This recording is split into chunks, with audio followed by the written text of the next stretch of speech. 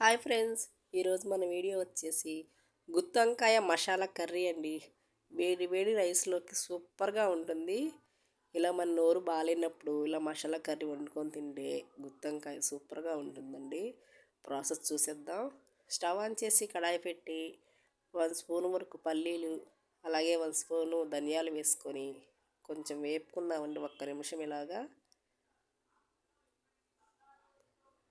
చూసారా, ఇలా 1 నిమిషం వేపుకున్నాక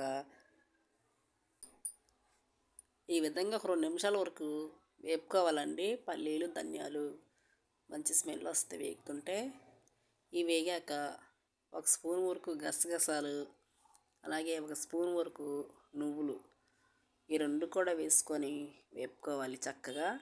ఇక్కడ ఎండు కొబ్బరి కూడా ఉంటే ఒక అంగుళం వరకు వేసుకోండి, బాగుంటుంది. ఇలా వేసుకొని అన్నీ కూడా స్టవ్ లో ఫ్లేమ్లో పెట్టుకొని చక్కగా వేపుకోవాలండి. పప్పులన్నీ కూడా మనకి గుత్తొంకాయలో మసాలా ప్రిపేర్కి ఇవన్నీ చూసారా చక్కగా వేగిపోయినాయండి. ఇవి ఇలా వేగాక స్టవ్ ఆఫ్ చేసి ఒక ప్లేట్లో తీసుకుందాం, ఆరబెట్టుకుందామండి వీటిని. చూసారా చక్కగా ఆరిపోయినాయి.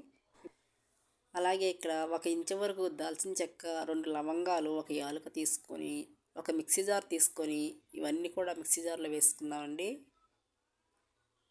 చూసారా ఈ విధంగా వేసుకొని ఇప్పుడు మనం 1 కప్పు వరకు ఉల్లిపాయ ముక్కలు, అలాగే 1 కప్పు టమాటా ముక్కలు ఇవన్నీ మిక్సీ జార్లో వేసుకొని ఇక్కడ 1 స్పూన్ వరకు అల్లం వెల్లుల్లి పేస్ట్ వేసుకుంటున్నాను. మీరు విడివిడిగా అయినా అల్లం ముక్కలు వెల్లుల్లి వేసుకోవచ్చు. నా దగ్గర పేస్ట్ ఉందని వేసాను. అలాగే 1 స్పూన్ వరకు కారము, 1 స్పూన్ వరకు సాల్టు, ఒక చిన్న టీ స్పూన్ పసుపు ఇవన్నీ వేసుకొని మెత్తని పేస్ట్లా గ్రైండ్ చేసుకోవాలండి. చూసారా మన గుత్తొంకాయలోకి స్టఫింగ్ ఇదంతా మెత్తని పేస్ట్లా గ్రైండ్ చేసుకొని ఒక గిన్నెలో తీసుకుందాం పక్కకి. ఈ వంకాయల్ని ఇలా మధ్యలోకి 4 ముక్కల్లా చీల్చుకొని సాల్ట్ వాటర్లో వేసుకోవాలండి. సాల్ట్ వాటర్లో వేస్తే మనకి ముక్క నల్లబడకుండా ఉంటుంది. ఈ విధంగా అన్నీ కూడా పక్కన పెట్టుకొని మనం ముందుగా గ్రైండ్ చేసి పెట్టుకున్న మసాలా పేస్ట్ ఉంది కదా, ఇది వంకాయలోకి స్టఫ్ చేసుకుందామండి. వంకాయలో ఇలా కొంచెం తీసేసి వెడల్పుగా మనం గ్రైండ్ చేసి పెట్టుకున్న పేస్టు ఇలా పెట్టుకోవాలండి. వంకాయలో ఈ విధంగా వంకాయలన్నీ పెట్టుకోవాలి. చూడండి, ఇంకోటి చూపిస్తున్నాను మీకు. వంకాయని ఇలా కొంచెం గ్యాప్లా ఇలా అనేసి ఏలుతో పెట్టుకుంటే చక్కగా స్టఫింగ్ బాగుంటుంది, పోకుండా ఉంటుంది.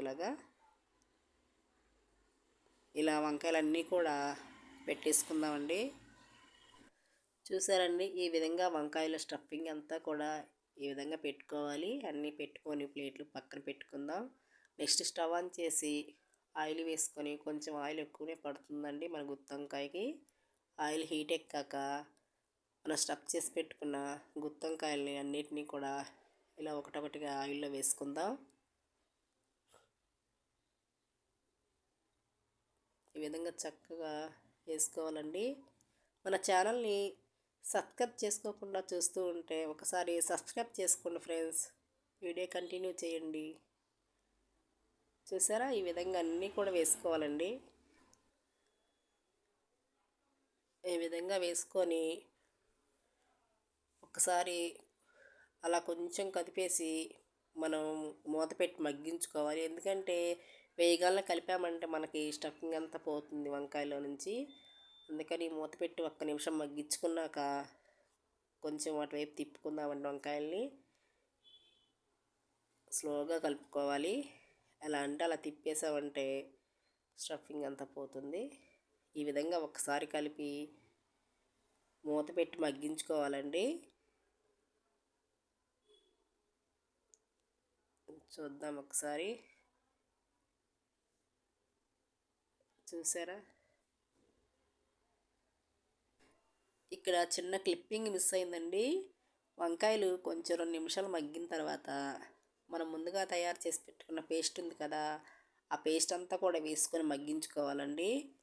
ఆ పేస్ట్ వేసి మగ్గించాక ఒక 2 నిమిషాలు మూత పెట్టి మగ్గించుకొని పేస్ట్లోని పచ్చివాసన పోయాక ఇలా ఒక గ్లాసు వరకు వాటర్ వేసుకోవాలి.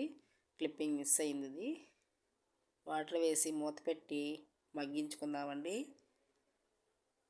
చూసారా, చాలా త్వరగానే మనకి రెడీ అయిపోతుంది కర్రీ గుత్తొంకాయ. ఇక్కడ కసూరి మేతి వేసుకుంటున్నాను. మీ దగ్గర ఉంటే వేసుకోండి, బాగుంటుంది.